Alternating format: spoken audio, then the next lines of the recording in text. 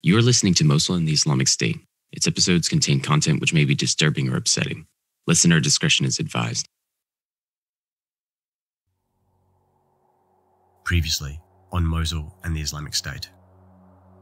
In the early weeks and months of Daesh controlling Mosul, the city functioned, but this was an illusion. We lived through hunger, we lived through pain, we lived through separation, through torment. The organization would execute the youth, hang them on electricity poles, and would forbid their relatives from removing their bodies from the poles. I remember the oppression of Daesh, the killing of people, forced displacement, violence, devastation of the city. And one of the most high-profile and horrific attacks was the Camp Spiker massacre. We did not take it as seriously as we should. They did give assurances that Sinjar would be protected, and that was not the case. When ISIS came, it fell within a very short time. We were talking about this in 1 hour of fighting. I must warn our listeners that what they are about to hear are the details of a genocide. The elderly women that they didn't want for sex, they also executed them. And there's at least one mass grave. Boys were to be used as soldiers in various ISIS fights in Syria and Iraq. And a lot of them got killed. For girls, they were put into ISIS slavery machine. I've personally sit down with girls who were over the age of 9 or 10 who were raped. Almost any crime you can think of happened in Sinjar. Daesh is responsible for genocide against groups in areas under its control. After capture, the Yazidi women and children were then divided according to the Sharia amongst the fighters of the Islamic State. Part 2. Silence. When we describe life under the Islamic State as hell, I hope our listeners now have some idea of the horrors that people, like you, Omar, faced every day for years. It was hell. And it is important to remember that we have only spoken about one city, Mosul, and the surrounding area. Do not forget that the Islamic State at its peak controlled 100,000 square kilometers of territory across Iraq and Syria. This includes major cities like Raqqa, Deir ez-Zor in Syria, and Mosul, Ramadi, and Fallujah in Iraq. Millions of people suffered under its occupation. We have told a lot of untold stories so far, but some of the most important are of Mosuli resistance. Everyday people who rebelled against Daesh, those who undermined and sabotaged the Islamic State, and probably the most courageous of all, everyday people who simply refused to participate in the Islamic State's activities. What you did as Mosuli was a really key part of the Moslawi resistance, of Mosul's underground resistance to Daesh. Sure, but I was only one of many people who were resisting Daesh. At the time, I often felt alone. As Mosul, I felt like I was alone trying to do an impossible task. But then I would witness other examples of Mosuli resistance, and later I learned that there were many others who, in their own way, were pushing back against Daesh. One of the most inspiring stories was of a young Mosuli woman. She was only 18 years old, and she was secretly teaching children in her neighborhood. I know of many Mosulis who helped Yazidis escape, and they knew that if Daesh caught them, they would all be put to death. I always think about the day when 2 teachers were publicly executed because they refused to teach the Islamic State school curriculum. This is how I regularly learned of other parts of the underground resistance. The worst possible way. We would see them being publicly executed. You've touched on something very important there, Omar. What you did and what others like you did was extraordinary. To resist, in whatever form that takes, in the face of terrors and dangers that people just cannot comprehend, takes courage that most people can be thankful they will never need to demonstrate in their lives. These are the stories we rarely hear because these people, well, they not only live in dangerous corners of the world and they work secretly, but frankly, they don't tend to survive very long. What was fascinating to me is that the people in Mosuli resistance had different ways of understanding the problem. For me, I saw what Daesh was doing as a war on history. They were trying to erase Mosuli history in every possible way, by destroying buildings, monuments, books, and people. At the same time, Daesh were trying to transform the present to create the future they wanted. This is how I understood the problem. And so, my choice was to resist by recording our Mosuli history and exposing the realities of everyday life under the Islamic State. I felt like I had an advantage that the rest of the world didn't have. My advantage was that I was living in Mosul. I saw these people, the members of Daesh, for what they were, not what Daesh propaganda presented them to be. So, when the world saw an Islamic State video, they saw a fighter looking tough and brave. He would stare into the camera and threaten the world. But what I would watch and think to myself, I know that guy. He lives down the street. He is an idiot and a coward. That was my advantage, and I never wanted to lose that advantage. So I told as many people as I could as Mosul Eye. But I need people to know that the most important resistance to Daesh was by everyday Mosulis. Their simple acts of civil disobedience made the biggest difference. In the last episode, we heard how important the education system was to Daesh. They put a lot of work into their education curriculum. But Mosulis would refuse to send their kids to those schools. No matter the threats, no matter the punishments, most Mosulis kept their children at home. They resisted in other powerful ways too. For example, the Friday prayer is a tradition in Mosul and everyone attends. During the time of Daesh, the mosques were always nearly empty. People just stayed in their homes. In fact, in private, Mosulis began to refer to mosques as the house of Daesh, or in Arabic, Beit Daesh. It was replaced from Baytullah into Beit Daesh as a reference to how Daesh humiliated the house of God. And I think so many people would not be aware that this was happening. It once again highlights the myths and misunderstandings that persist about the people of Mosul. That even those who may concede that the situation facing Moslawis was impossible will still insist, but ultimately they accepted the Islamic State. Generally speaking, that is nonsense, and it highlights their ignorance of the realities on the ground. There is something I need you to understand about the people of Mosul. When the people of Mosul say, we don't have a dog in this fight, they mean it. And there is nobody who can force them to do anything when they decide to disobey. There is no power on the face of this earth that can force them to obey. The Mosulis decided that we didn't bring Daesh here. So everyone that contributed to this mess, they should take them out. All we would do as civilians is live and survive.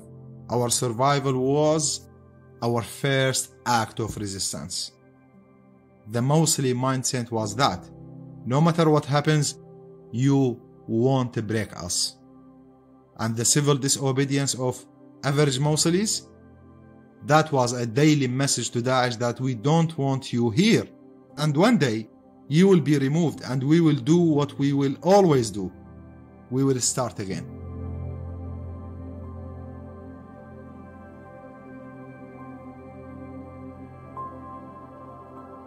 From the moment that Daesh was removed from Mosul in 2017, the underground Moslawi resistance emerged as the heart, the main driver of the pursuit of justice, the rebuilding of the city, and the rehabilitation of its people. Now, to do that, the Moslawi resistance had to survive the Battle of Mosul, and in many ways, the military operations that saw Daesh routed from Mosul in July 2017 were just as devastating to Moslawis and to the city as the occupation itself. Yes, and one day, Haroro, we will tell the story of the Battle of Mosul. It deserves to be told properly from a Mosuli perspective. But right now, we must look to the present and the future. Mosulis are once again looking to rebuild their lives, heal the wounds, and create a better future. Let's start with the pursuit of justice for the victims of ISIS.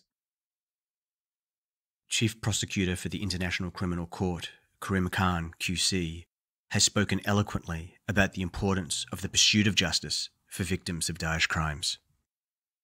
The resolution of the Security Council in September 2017 and the deployment of my team in October 2018 to Iraq marked an important moment.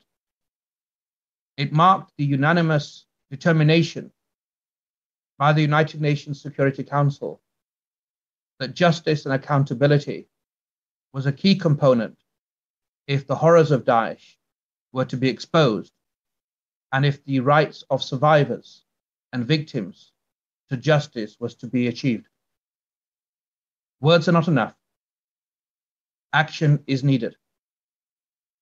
Courage is needed. And the courage that I applaud first and foremost are the survivors. This tyranny of Daesh, which seeks conformity, the tyranny of conformity that would take free people and subject them to slavery, needs to be exposed in the crucible of the courtroom. This was the mandate that UNITAD was given by the Security Council. Great work has been done.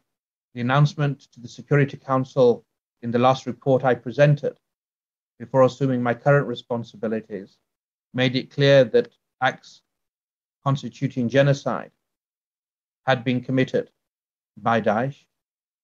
But the full panoply of crimes requires more urgent investigations. The work of the United Nations investigative team to promote accountability for crimes committed by Daesh, or simply known as UNITAD, has been essential for trying to hold Daesh accountable for alleged crimes against humanity, including genocide. UNITAD consists of investigative field witness protection, national engagement, security and support teams. Achieving justice for the victims of ISIS crimes is about more than just accountability and demonstrating that there are consequences for such horrible crimes. The process itself, the pursuit of justice in a manner that is transparent, independent, impartial and balanced. That is a demonstration to traumatized people that the world is watching, it cares, and it is acting. In so many of our interviews, especially with Yazidi people, the principle of being recognized, that there is a formal acknowledgement of not just what happened, of not just the violence, but that those acts of horrifying violence constitute something else, as horrific as murder and rape and slavery are under any circumstances. That what happened to the Yazidi communities actually constitutes something more, a crime against humanity, genocide. Murad Ismail, the Yazidi leader and director of the Sinjar Academy, who spoke earlier in this episode, talks here about the importance of that recognition, as well as expressing concerns that, despite all that has happened and all the promises, justice, as he describes it, remains in the shadows. The success in accountability has been, only the UNITAD, which is the investigative team, still does not go to trials. Iraqi judicial system doesn't allow persecution or prosecution on the base of capital crimes like crimes of genocide and crimes against humanity. It's all under terrorism court. That's the law that people get processed through. But to me, that's not. I call it justice in the shadows. This is not justice in the openness and transparency. The Yazidi genocide need to be seen, and the depth of the crime need to be seen. I lived this, and I know how deep it is. I think what happened to the Yazidi community in a way is unparalleled to anything happen. I think genocides can be very harsh in terms of numbers, but I think the way the Yazidi women, for example, and the Yazidi children were treated, and the community as a whole were treated, is just a global scale crime. So we would have wanted an accountability to take place, a system that will prosecute ISIS on the base of the war crimes, crimes against humanity, and genocide, which didn't take place. It is very powerful to hear this. It is in everyone's interest that the crimes against Yazidis are recognized as genocide. I want to make something very clear. Describing the attacks on Yazidis as genocide doesn't diminish the crimes that Daesh committed against Sunnis, Shias, Turkmen, Christian, or anybody else. This is not about saying who suffered more or less. It is recognizing the reality of what happened. Acknowledging and prosecuting this genocide further reinforces the depravity of the Islamic State movement. In fact, it helps to raise attention to Daesh's crimes against other people. The Yazidis are not the first people on Iraq's soil to be targeted for genocide. Without recognition of previous attempts to commit genocide, there is little hope for preventing the next genocide. It also serves as a warning of the genocidal intent that is inherent to the Islamic State movement. It is in the group's DNA. It is a source of pride and prestige for it. And so genocidal actions are an ever-present potential wherever this group may emerge in the world. Now, justice is one very important pathway to a better future in Mosul. But there are, of course, many more. And this podcast has been about Moslawi perspectives of their most recent history. Of equal, probably greater importance for us was to use this platform to go directly to Moslawis and ask them a simple question. What do you think your community needs to rebuild? Civil society was highlighted by almost everyone we spoke to as the key to pushing against violent extremism and political corruption. Yet, support for Mosul's vibrant civil society has declined since Daesh was removed from the city. Here is Rida Al-Shamri talking about what he thinks Mosul needs to recover. After the military defeat of ISIS in Iraq and in Syria, I think a lot of Western, and maybe also because of the COVID thing now, Western states have different things now at their priority list than just support the civil society in Iraq or Syria and other places. But I say now that the radicals have rose again in Iraq, and this time the activists who fought against ISIS are very scattered, very scared, very dysfunctional.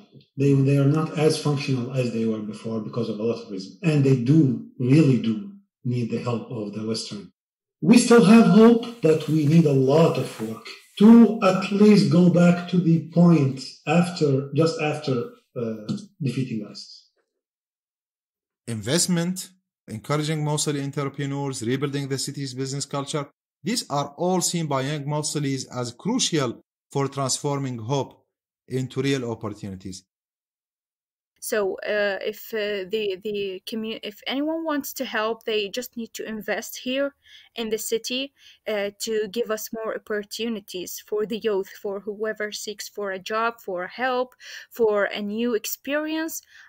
This can help us a lot. And actually, you can see even the teenagers now. I see like a lot of boys 16 and 17, they're trying to be a part of this community, the entrepreneurship community.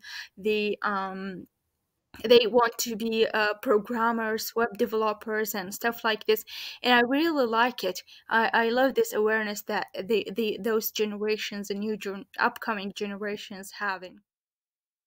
That was Asma Khalid, a Moslawi entrepreneur. We asked her whether things were improving for women in Mosul. We have a lot of restrictions in everything. Whatever you do, they just make it so complicated and so hard to be done.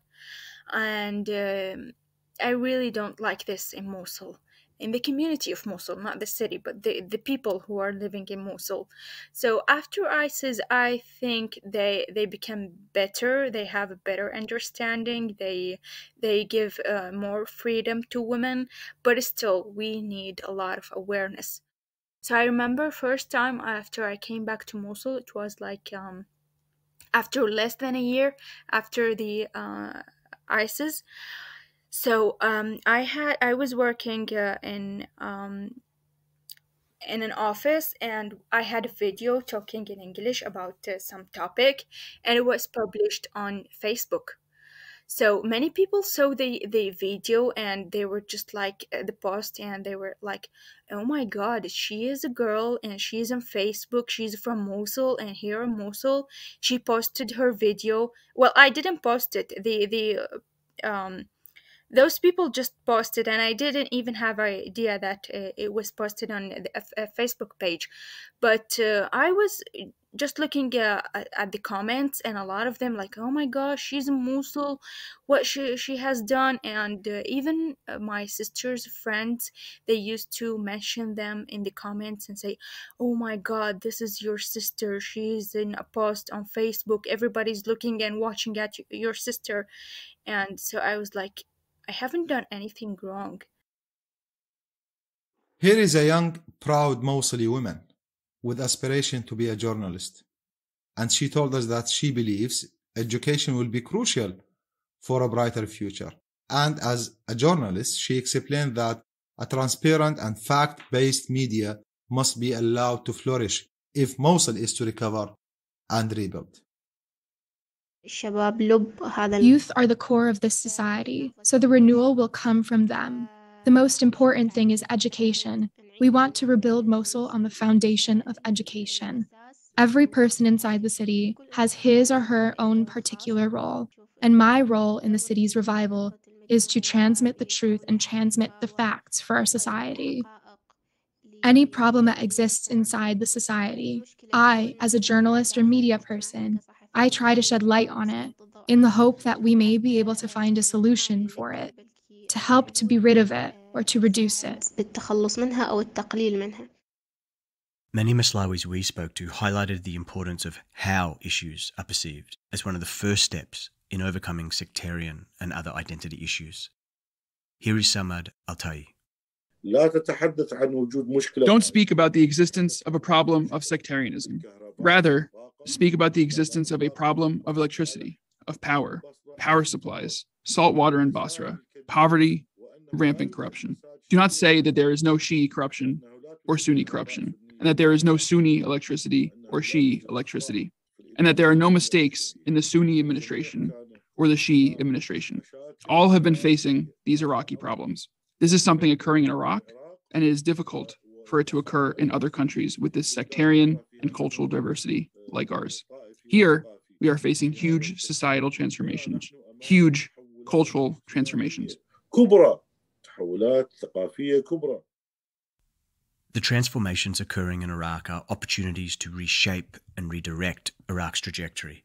And the young Maslawis we spoke to expressed excitement for the opportunity to shape their future. Yes, let's listen to what other young Mosulis have to say about their hopes for their lives and Mosul's future. Restoring this peaceful coexistence. In order for us to restore life to Mosul, we do so by working with the patriotic Mosuli spirit, which is far removed from sectarian and partisan division. Life will return to Mosul when the terrorist thinking is changed and the sleeper cells of Daesh inside the city are caught. My role as an individual from the city of Mosul is that I should always stand for coexistence and restoring peace to the city. Placing the cultured ideas against the hateful addresses. How can we restore life to Mosul? Through rebuilding the destruction that arose in Mosul and through the community staying together and interacting. Life will be restored through connecting the people to the outside world and opening commerce and tourism for Mosul. Our role as youth is that each person, within his or her specialty, should try to bring about change inside the city and make it a better place. Having spaces for culture to flourish is so important. It is a way of building our identity as Mosulis, and the music is very powerful. Everyone knows and feels that. But it's especially powerful in Mosul because ISIS hated the music, as Amin tells us here. During ISIS, from the city, as you said, the eye of the storm, we were posting until I lost all the instruments and I was escaping from ISIS. I lost even our family house for 6 months in the city. So it was always connected, because having music in the city of Mosul during ISIS is still there, and that was the biggest dream. Like it's the biggest revenge, because I just realized that how it's effective. The music are so effective on the people who know the meaning of the music. So it was effective on the Iraqis as an Iraqi, on the international, let's say, opinion about the city of Mosul and about the Mosulis. Restoring a shared Moslawi identity that unites across religious, ethnic and tribal lines was consistently highlighted as essential for socially and culturally rehabilitating the city. To restore life to Mosul, we must revive it, protect the historic sites, and restore it to its previous natural state. My role in Mosul is to raise the awareness of the people and transmit the true picture of Mosul, and to document its reconstruction and convey its voice to the outside world. It is vital that people hear Moslawis themselves saying this. I think that there is a tendency for people to dismiss the importance of cultural reconstruction efforts, including the rebuilding of landmarks and symbols, but also supporting community events and messaging campaigns that help to construct and reinforce these shared identities. They're often seen as nice but not necessary, a bonus, rather than an essential pillar of preventing the resurgence of groups like Daesh. Also, this type of work can't be done from the other side of the world. Policymakers in DC and London, advertising creatives from New York and Sydney, or even civil society groups sitting in capital cities, but not from the community itself. They aren't going to cut it. These efforts need to be designed, led, and implemented by locals. Community events, development projects, the restoration of cultural symbols, and messaging campaigns, these create opportunities for dialogue and engagement. This is very important for healing psychological and social wounds. The Islamic State understands the importance of projecting their competitive system of meaning to shape the population's identity, to influence their attitudes and behaviours, and to change the way people see themselves and others. Well, outcompeting the Islamic State's system of meaning requires that it is not only dismantled, that it's delegitimized, exposed for its hypocrisy and lies, but it requires locals to be given the knowledge, resources and space to lead efforts to project and champion their own shared system of meaning, their own shared identities that can help to unite fractured communities at a collective social level, but also contribute to individual psychological and emotional healing after living through such unimaginable traumas. Locals from within these communities see this as important. And hearing everyday Moslawis talk about how valuable this is to them, how they want to be responsible for contributing their own unique identities and perspectives to that collective effort, to the cultural rehabilitation, is so important, and it must be harnessed.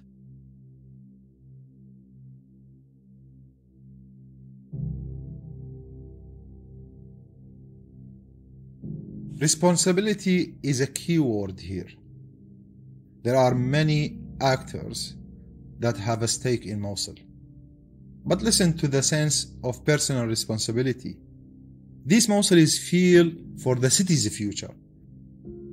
We must protect and empower that, not interfere or abandon them. In order to restore life to Mosul, every person among us must begin his or her work and accomplish it. In this way, of course, life will return to Mosul. As this mother said to me, there is a belief that this is a generational struggle, that the divisive forces of sectarianism and the destructive forces of extremism must be confronted by every generation. My role as a mother is to follow up with my children so that I raise a generation that strives to rebuild Mosul's future. The generational struggle for a better future is inspiring, there's no doubt about it.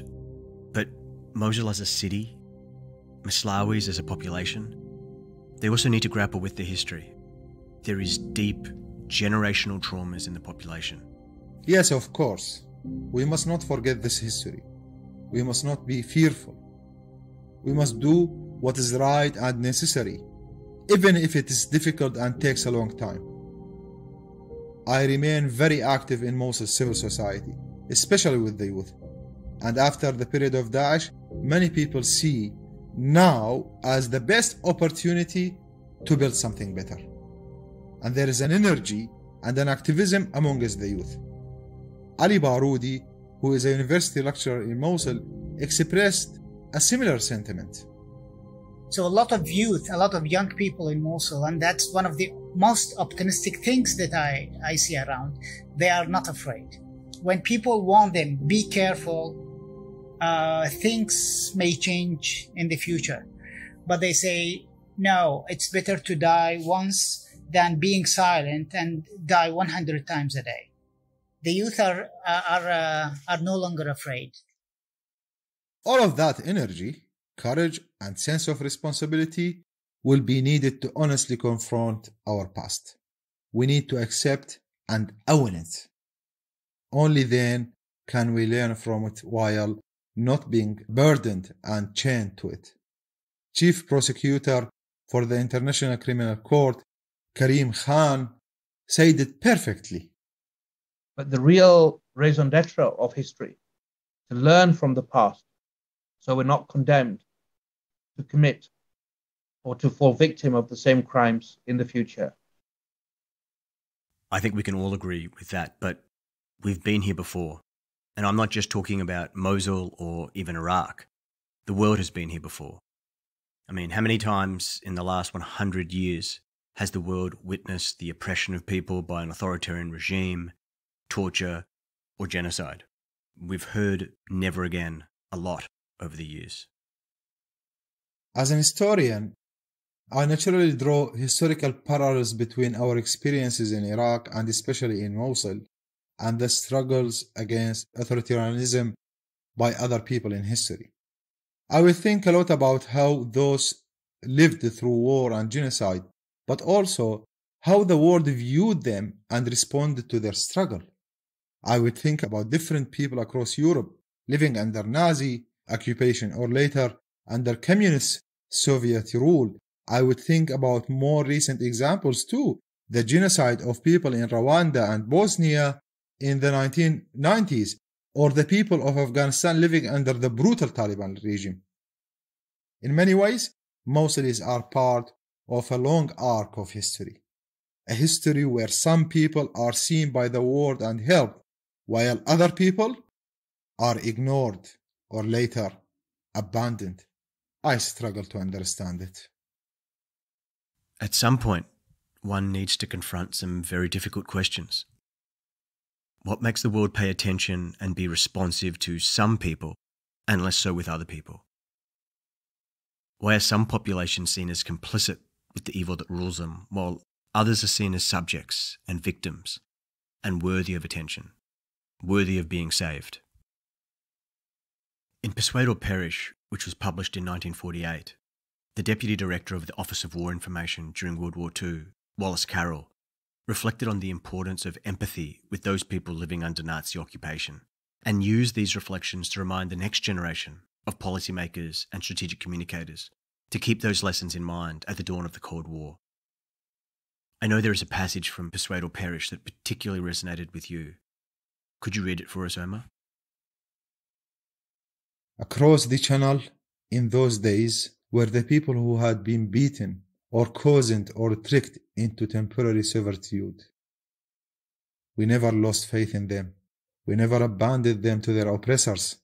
We gave them such sympathy and support as we could.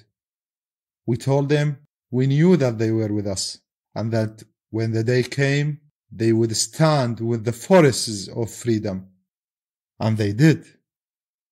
Today, an iron curtain separates us from peoples who would be free, and there are some among us who would abandon them. Let us remember the other peoples who were overrun but never conquered, and let us hold aloft the torch of hope like the goddess at our gates, to tell the hungry and the oppressed that after the darkness and the storm they will find liberty and peace. Given everything that we've covered in this series, but also tragically what's happened in Afghanistan in the wake of the US and Allied withdrawal, more than 70 years after that was published, and it still resonates as a reminder of the importance of empathy, of seeing the world through the eyes of others, and not just talking big about values, but actually acting on them. After everything that has happened, after decades of dictatorship, war, sanctions, more war, terrors, and insurgencies, at each moment of hope and opportunity, when that window has opened just a little, Mosulis tried. We tried to achieve something better with that freedom. Of course, we have not been perfect. Of course, we have made mistakes. There have been some among us that have welcomed evil. There are some among us that have committed evils, but they are a minority. We have had monsters too, maybe more than our fair share. We can't allow ourselves to be chained to our past, but if we don't learn from it, we will repeat it.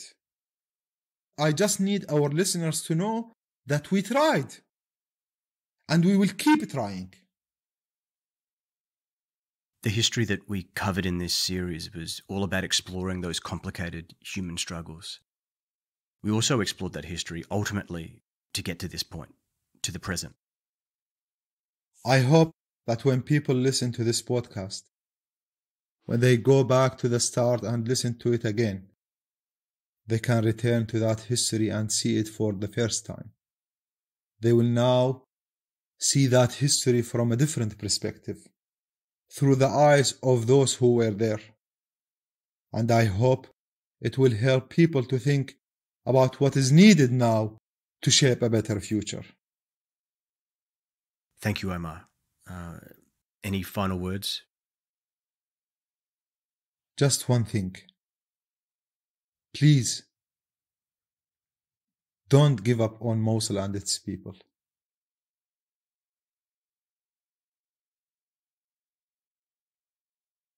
You've been listening to Mosul and the Islamic State, brought to you by the Program on Extremism at George Washington University. Mosul and the Islamic State is hosted and co-produced by Omar Mohammed, written and produced by Harar Ingram, with audio editing by Andrew Mines. The music featured at the beginning of each episode is The Curve, which was written and performed by the Maslawi musician Amin Mokdad. If you're interested in finding out more about the research that is featured in this podcast, please check out The ISIS Reader, Milestone Texts of the Islamic State Movement, published by Hurst and Oxford University Press, The Long Jihad, and a variety of other ISIS-related studies on the Program on Extremism website. And for all of Omar Mohammed's reporting as Mosuli, please visit mosul-i.org.